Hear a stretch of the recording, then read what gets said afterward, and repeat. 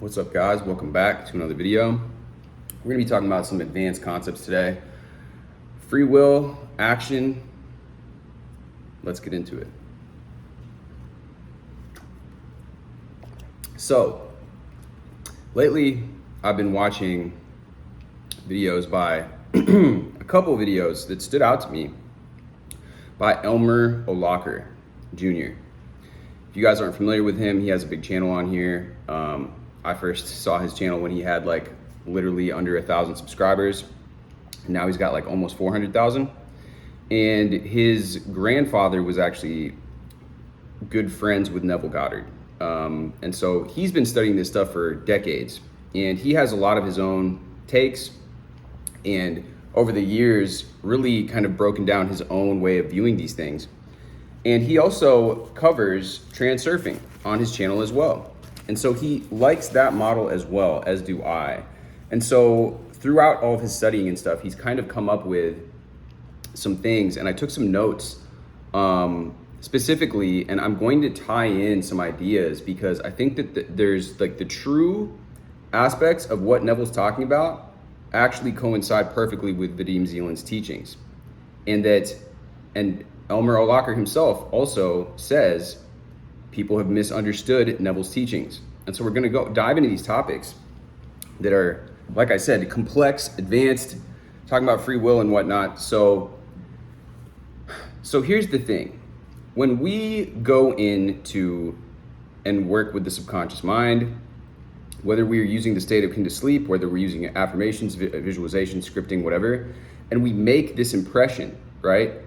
We're imprinting the subconscious mind with this new image of what it is that we're attracting, what it is that we're choosing. Let's say we want to use the parallel reality example, or in Tufti, which film role, which mannequin we're now going to occupy, which viewpoint, Frederick Dodson, right? All these people. How can we assimilate all these ideas and make sense of them? So what happens is that when you do this and you fall asleep at night, let's say, and you imagine this new reality and your new self in this new reality, and you have this intention to succeed, you have that feeling of certainty, that feeling of naturalness of your desire. Until the impression is made,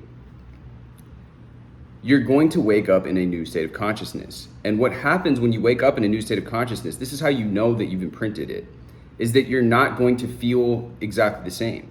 You're not going to, let's dive into this. So you can, by following certain steps, and there may be difficult things that happen, but you're doing them to capture the naturalness of this being fulfilled. They're happening to get you where you feel natural, having the mansion, having the $10 million business or $100 million business. That's what you're shooting for, is this natural state. If you go back and you feel like you're the same person doing the same things, then you haven't made the impression yet. Because if you already felt natural in that state you desired to be in, you'd already have those things if you were already in possession of that state. So example, for the physique, and you can see a lot of the people in this space. Let's talk about it first. Physique, taking it to the next level. You want to dial it in. You really want to become more chiseled, more sculpted, more lean. You're trying to get to a certain body fat percentage. And you're visualizing people saying like, whoa, you really made some huge improvements in your physique. And you're having this intention to succeed. And you're falling asleep with this. You're gonna see, this is what Elmer O'Locker says, right? You're gonna see him waking up an hour early, being more meticulous about my diet, my macros, along with the visualization, doing different things, it's going to cause an effect in the simulation by him being in this new way, to believe that I am now this person who has this physique. It's an artificial simulation, but when you hit it on both levels, there's steps you have to take for you to experience this and the naturalness of already being it. What happens is my metabolism increases, but it doesn't mean I'm just sitting on the couch all day. I wouldn't even be able to sit on the couch if I had the real intention to create this visual scene, make it clear in my mind and specific of me having this new physique. It's almost impossible for you not to have an intention to succeed and really trying to make that happen also in the three-dimensional world. It's impossible because you lose free will And that's what Neville Goddard talks about, having no free will to act, because the only free will you have is to impress the subconscious. And now with this new feeling state, this new self-concept, this new sense of self, you embody that and act as that until the impression is made. And you've changed all these things. And then within the simulation and your imagination and your inner dialogue and your concept of self, you make this impression. And then you've lost all free will to act. So I wake up an hour earlier. It's not of my own free will. It's actually the subconscious mind changing who I am when I wake up and causing me to change what I'm eating, what I'm doing. And because of the person I'm falling asleep being, all of this works because the way that space-time operates, it's causing the fourth dimension, subconscious mind, sees all of it all at once, right? It's all happening at once. There's no past, difference, future. They've already happened. So the present moment, is the only moment, and that's real. So when the impression is made, all free will is lost, and you've transferred into a different world. Or if we look at it from Vadim Zeland's model, you've transferred to a different film role or a different parallel timeline. Frederick Dodson, and you collide with this different world, right? You then become that new version, and you're an entirely different person that acts in a specific way because it's not your free will. You don't have any free will to act. It's the only free will you have is an imagination. This is what Tufti in Tufti the Priestess, or Vadim Zeland, refers to as the dictates of power, otherwise known as intuitive impulses, intuitive action. And that's another way that I look at this, is that these are things are being led into its intuitive action then. I gave that example recently of Mel Robbins, where she talks about how, she went and saw this event and she had this idea, this surge of inspiration, and she asked herself this question: what would Martha Beck do? Because she was modeling Martha Beck, talking about modeling, talking about what we talk about in Vadim Zeland's teachings, and imitation. And she said, what would she do? And then she just felt compelled to write out this email, even though from her previous perspective, for her previous state of consciousness as Mel Robbins, she was like, oh, I would just ignore the email, go to bed. But through this new state of consciousness, she felt compelled to write this email, shot the email out, woke up the next morning, and the woman was like, I loved your email so much, I want to fly out to Boston to follow you around for a day and include you in this article. And that completely changed the trajectory of Mel Robbins' life. So impressions that you're making with the subconscious, and having that ability to decide and make a decision that we want to be someone different and we want to have something different, and then going into your imagination, is what Neville Goddard is talking about. So you make that change. How you make the change is the free will you have to make an impression, coupled with your intention to succeed. That is what is being talked about in Tufti the Priestess, the triple action: propelling yourself from within, composing your reality, and propelling the new film roll. They're done in tandem. So combined together within that visual scene, with the intention to succeed, with this impression, that's how it's very specific. Your subconscious mind feels that, and you are shifted into another concept of yourself, aka another mannequin version of yourself in Tufti. And this new version of yourself that you've been visualizing is compelled to act in a different way. That's thinking from the event, not of it. And you transfer to a parallel reality where you're now a different version of you that acts within that state of consciousness, that you are now the same conscious state of when you fell asleep or made this impression, and you don't have any free will to act outside that state. And this is what Elmer is saying, is that this is what's really misunderstood about the law of assumption and visualization, and what Neville taught and what these spiritual teachers are teaching. Because people say you can't visualize and sit on the couch, like I say. Well, that's not going to happen, he says, because when you visualize something and truly have created a really good faculty of your mind attention, and you create a visual scene and feeling state as you're falling asleep at night, for example, and you really feel from that event and you enter into that state of consciousness, you're not going to be sitting on the couch. Even if you wanted to, you wouldn't want to, because you wouldn't have the free will within your new state of consciousness. And that state of consciousness, you're not going to sit on the couch and visualize yourself being successful. Because Successful people don't lay on the couch all day and watch Netflix or eat honey buns, right? So if you're visualizing yourself being successful, a successful business owner and owning all these companies or building this successful brand, you're not going to find yourself on the couch watching Netflix, because your state of consciousness, if you do, then it means that you haven't impressed it properly.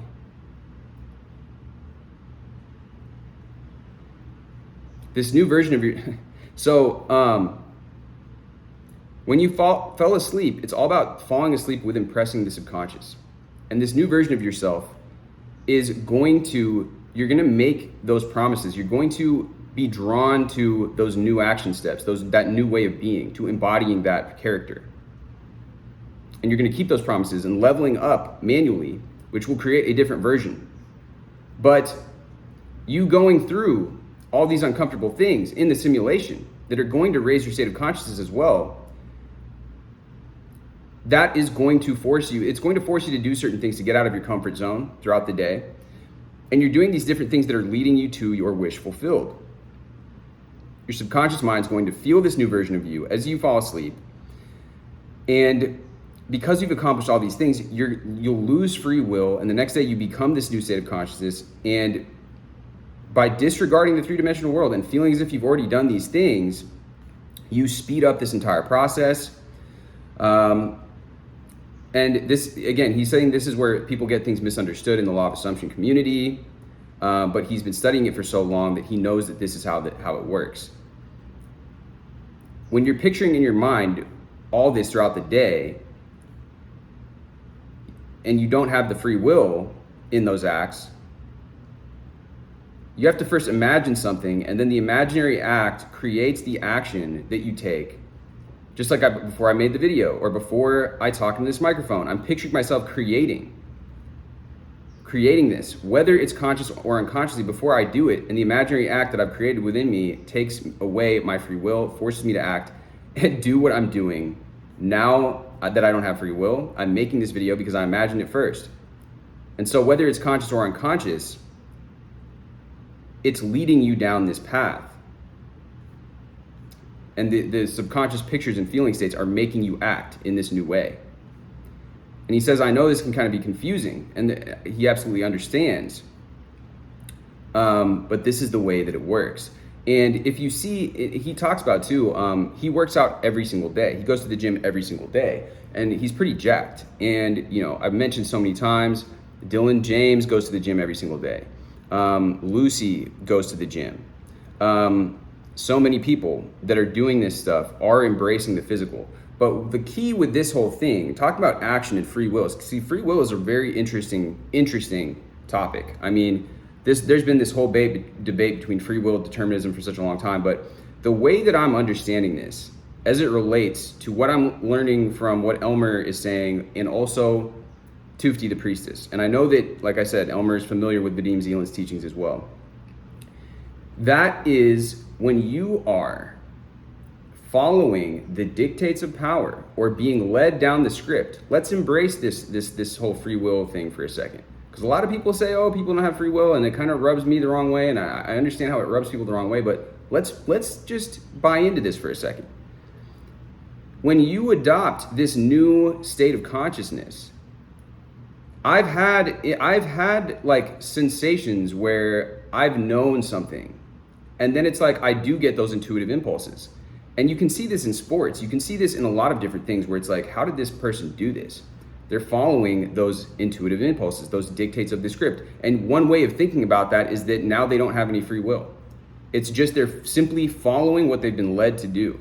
And another way of thinking about that, and I think that's why Tufti gives us this notion of the plate and this energy behind us and around us, is a practical way to get in touch with that. Because it's like, okay, now I'm like receiving, now I'm tapped into this higher force field, into the field.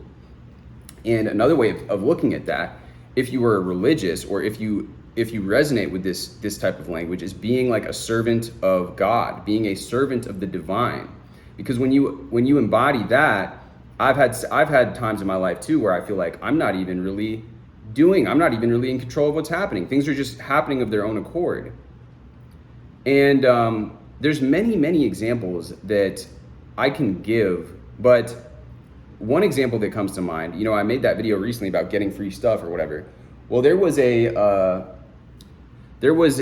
I was last summer, I was in Napa Valley with a girl, and I had made there was this certain place that I really wanted to go. It was like the nicest vineyard in Napa. Looked it up. It was like, oh, you have to book it out like weeks in advance. It was like totally booked.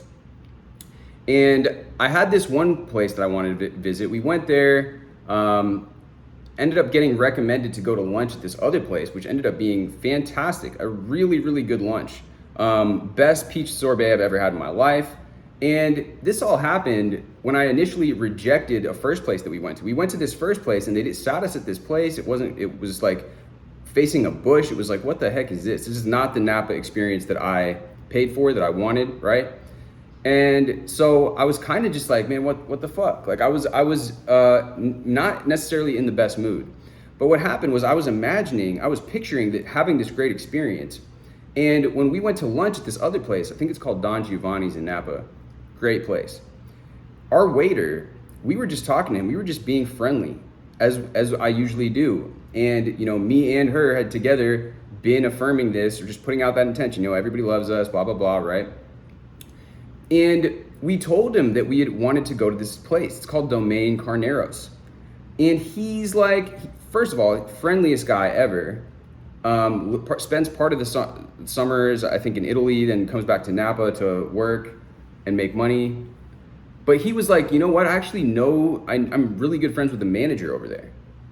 And he's like, if you want, I can call him and see if I can get you guys a table. So we're like, yeah, like that would be great. He calls him. Not only does he get us a table, he gets us a table at the most VIP table in this entire like vineyard / wine tasting thing that's like overlooking all the like Napa Valley and all this. We get there, have the greatest time, gives us a manager's discount. Like all of this stuff just kind of happened. And I talk about, you need to take action. And on one hand, Elmer's acknowledging that too.